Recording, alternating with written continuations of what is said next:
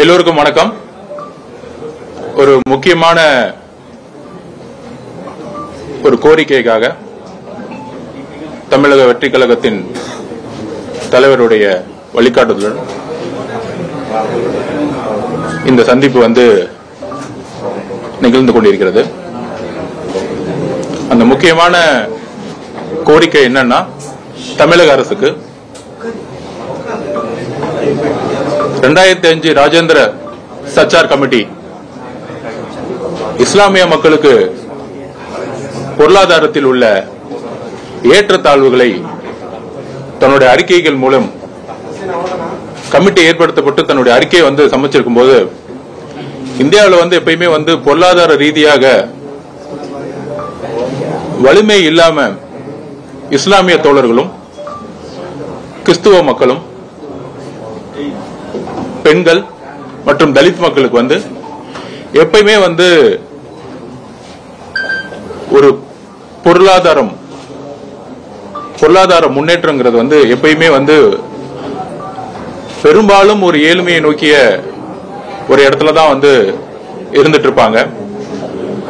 சமூக நீதி அடிப்படையில் கல்விகளை உயர்கல்வி நம்ம உருவாக்கினாலும், சர்ச்சார் குழுவுடைய அறிக்கைப்படியே இந்திய சராசரி கல்வியை விட இஸ்லாமிய சகோதரர்களுடைய கல்வி அறிவு ரொம்ப குறைஞ்சிருக்குங்கிறது அப்பயே வெளிப்படுத்தினாங்க. அதுக்கப்புறம் பல்வேறு திட்டங்கள் ஒன்றிய அரசால் கொண்டு வரப்பட்டாலும், அதுக்கப்புறம் வகுப்பு சட்டங்கள் திருத்தப்பட்டு இப்ப கொண்டு வந்த ஒன்றிய அரசால் கொண்டு வந்த வகுப்பு சட்டம் இஸ்லாமிய மக்களுடைய வகுப்பு சொத்துக்கள் பாதிப்புக்கு உள்ளாக்கும் வகையில் இருப்பதாலும், எதிர்காலத்தில் சிறுபான்மை மக்களுக்கு பாதிப்பு வரக்கூடாது என்கின்ற நோக்கத்திலும், மற்றும் அரசியலமைப்பின் அடிப்படை ஃபண்டமெண்டல் ரைட்ஸ் திருத்தங்கள் கொண்டு வர முடியாது. எப்பயுமே அப்படி ஒரு ஸ்பெஷல் ஆக்டா மைனாரிட்டிஸ்க்கு இருக்கும் பொழுது, அதுல அமெண்ட்மெண்ட் கொண்டு வரும் பொழுது, அந்த அமெண்ட்மெண்ட் அரசியலமைப்பிற்கு பாதுகாப்பு இல்லாத ஒரு சூழ்நிலை உருவாகும் பொழுது, தமிழக வெற்றி கழகம் தலைவர் விஜய் அவர்களுடைய வழிகாட்டுதலுடன் உடனடியாக உச்சநீதிமன்றத்தில் மதிப்பிற்குரிய சீனியர் கவுன்சில் சிங்வி அவர்களுடைய தலைமையில் 15 மேற்பட்ட வழக்கறிஞர்கள் கொண்ட குழுவோட அபிஷேக் மனு சிங்வி அவர்கள் முதல் ஆர்குமெண்ட்லேயே தரமான ஒரு பதிவை செய்தார். அந்த பதிவின் அடிப்படையில் ஒன்றிய அரசு கேட்டுக்கொண்டதின் அடிப்படையில் அட்மினிஸ்ட்ரேட்டிவ் ஆபீசர்ஸ் நியமிப்பதிலும், சொத்துக்கள் ஸ்டேட்டஸ்கோ வகுப்பாற்றோட சொத்துக்கள் ஸ்டேட்டஸ்கோ மெயின்டைன் பண்ணப்படும் அப்படி என்ற உறுதியுடன் நம்ம ஃபர்ஸ்ட் ஹியரிங்ல ஒரு வெற்றின்னு சொல்ல முடியாது, சிறுபான்மை மக்களுக்காக நம்மளுடைய முயற்சி அன்றைக்கு ஒரு மிகப்பெரிய பயனா இருந்தது. அதோட கேஸ் இப்ப கண்டினியூ ஆயிட்டு இருக்கு. அதோட தொடர்ச்சியா எங்களுடைய கோரிக்கைகள், எங்களுடைய கேள்விகள் இப்ப ரீசெண்டா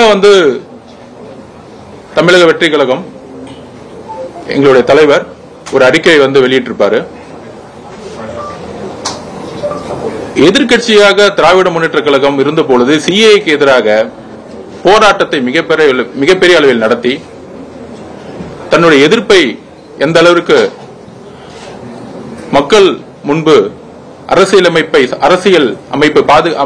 சட்டத்தை பாதுகாக்கணும்னு சொல்லிட்டு எந்த அளவுக்கு உறுதியா இருந்ததோ, அதே போன்ற நிலைமை இன்று இருக்கிறதா என்ற கேள்வியுடன் இந்த சட்டம் பாராளுமன்றத்தில் ஆர்குமெண்ட்ல இருக்கும் பொழுது, மாநில சட்டமன்றத்தில் இதை எதிர்த்து ரெசல்யூஷன் பாஸ் பண்ணாங்க, தீர்மானத்தை நிறைவேற்றினார்கள். அதை நாங்கள் வரவேற்கிறோம். ஆனால் அதை ஒரு கண் துடைப்பாக, ஏனென்றால் ஜனாதிபதியால் கையொப்பம் இட்டப்பட்ட சட்டம், மாநிலத்தினுடைய தீர்மானம் வந்து செல்லுபடியாகாது. அதற்கப்புறம் ஒரே வழிதான், இருவழி. பஞ்சாப்ல இருக்க விவசாயிகள் எப்படி போராட்டம் மூலமா விவசாய சட்டத்தை வந்து வாபஸ் பண்ணாங்களோ அதே மாதிரி போராட்டம் நடத்தலாம், இல்லைன்னா உச்ச நீதிமன்றத்தை நம்ம வந்து அணுகலாம். அப்படிதான் தமிழக வெற்றி கழகம் உச்ச நீதிமன்றத்தை அணுகி திரு அபிஷேக் மனு சிங்வி அவர்களை நியமித்து இன்றைக்கு வரைக்கும், இன்னைக்கு கேஸ் நடந்துட்டு இருக்கு, இன்றைக்கு வரைக்கும் உறுதியுடன் போராடிக்கிட்டு இருக்கோம்.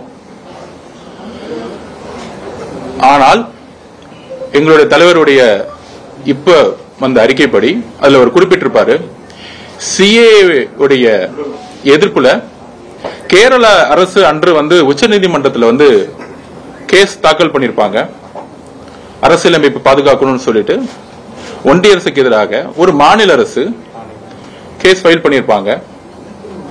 ஆனால் இன்று வரையும் இஸ்லாமிய மக்களுக்கு பாதுகாப்பு கொடுப்போம் என்கின்ற ஒற்றை வார்த்தையுடன்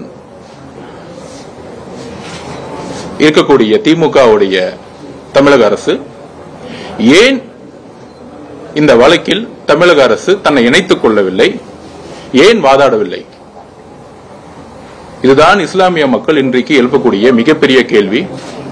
பாஜக கூட்டணி இல்லன்னு சொல்லியாச்சு, ஆனா அதிமுக பாஜக கூட்டணியில் அங்கம் பெற மாட்டோம்னு சொல்லவே மாட்டீங்களே. அதே மாதிரி தமிழிசை சவுந்தரராஜன் வந்து இந்த கருத்தை விஜய் சொன்னாரா? தாவேகா தலைவர் வந்து விஜய் தான், அவர் சொல்லவே இல்லை, அவர் சொல்றது மட்டும் தான் கருத்து, மிச்சா சொல்றது கருத்துன்னு சொல்லிட்டு பிரஸ் சொல்லியிருக்காங்க. இப்போதைக்கு அது அதிமுக பாஜக கூட்டணியில இருக்கிறதுக்கு பேச்சுவார்த்தை நடந்துட்டு இருக்கா? இது என்ன இருக்கு, என்ன இருக்கா? அதாவது எங்களுடைய துணை பொதுச் செயலர் நிர்மல்குமார் அவர்கள் சொல்றதும் சரி, அவர் கொடுத்த ஸ்டேட்மெண்ட் சரி, இல்ல நான் பேசுறதும் சரி, ஒரு டீடைல் டிஸ்கஷன்ஸும் ஆர்குமெண்ட்டும் தலைவரோட நடந்து எல்லாரும் ஒரு தலைவருடைய வழிகாட்டல என்ன முடிவு எடுக்கிறோமோ அதுதான் வந்து இங்க பேச போறோம். அதனால வந்து நிர்மல்குமார் அவர்கள் சொன்னதை வந்து அப்படியே நான் வழிமொழிறேன். நீங்க சொல்ற மாதிரி அதிமுக வந்து நீங்க வந்து பேச்சுவார்த்தை பண்றீங்களா அப்படின்னா, தலைவர் வந்து மாநாட்டுல முதல் முறையா அவருடைய ஸ்பீச்சை நீங்க நல்லா பாருங்க. அரசியல் எதிரி திமுகவையும் கொள்கை எதிரி பிஜேபி கூடயும் நாங்கள் எப்பொழுதும் கூட்டணி இல்லை என்பதை எப்படி மாநாட்டில் வந்து உறக்க பதிவு பண்ணாரோ அதே பதிவோடு தான் அவருடைய மைண்ட் செட்டும் அவருடைய நிலைப்பாடும் இன்னைக்கும் இருந்துகிட்டு இருக்கு. சோ அதனால வந்து எல்லாரும் கேட்கறாங்க அதிமுகவை எதிர்க்கிறது இல்லை அப்படின்னு. ஒரு எதிர்கட்சியை போய் எதுக்கு எதிர்க்கணும் அதுதான் புரியல எனக்கு. இல்ல இன்னைக்கு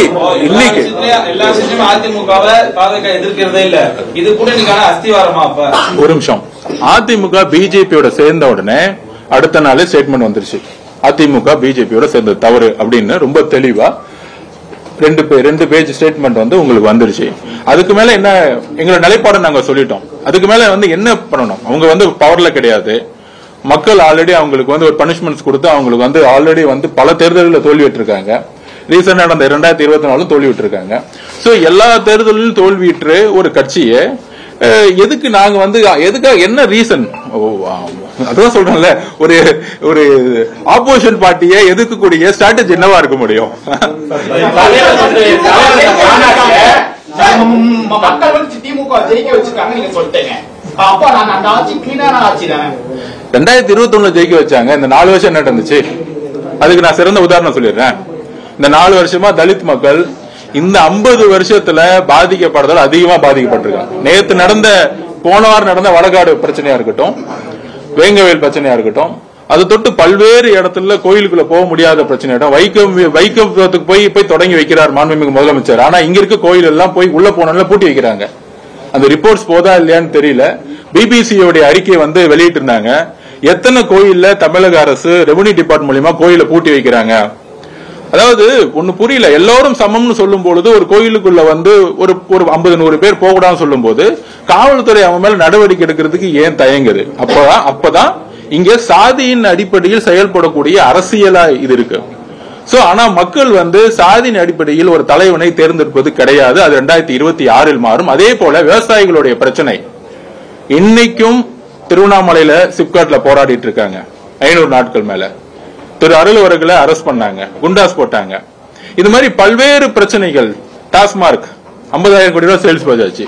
டாஸ்மார்க்ல 50,000 கோடி ரூபாய் சேல்ஸ் ஆகி மக்கள் வந்து பாதிப்பாயிருக்கும் பொழுது, ஆனா அதுல ஒரு பெரிய ஊழல் நடந்துகிட்டு இருக்கு. இன்னைக்கு வந்து ரைட் ஆகி இன்னைக்கு அதோட நிர்வாக இயக்குனர் வந்து இன்னைக்கு வந்து அண்டர் தி என்கொயரியில இருக்காரு. சோ இது மாதிரி எல்லா துறையிலையும் ஊழலை மட்டுமே அடிப்படையாக கொண்டு அந்த ஊழலை வந்து மறைக்கிறதுக்காக சமூக நீதியும் பிஜேபி எதிர்ப்பு மனநிலையும் மட்டுமே காமிச்சு இத்தனை காலம் அரசியல் ஜெயிச்சதுக்கான காரணம் பிஜேபியுடன் அதிமுக சேர்ந்ததுனால அந்த ஒரே ஒரு பிளானோட வந்து அவங்க ஜெயிச்சுட்டே இருந்திருக்காங்க. தமிழக வெற்றி கழகத்துடைய தலைவர் விஜயனுடைய வருகை உண்மையான அரசியலையும் வெளிப்படைத்தன்மையான அரசியலையும் உருவாக்கும் அப்படிங்கறதா எங்களுடைய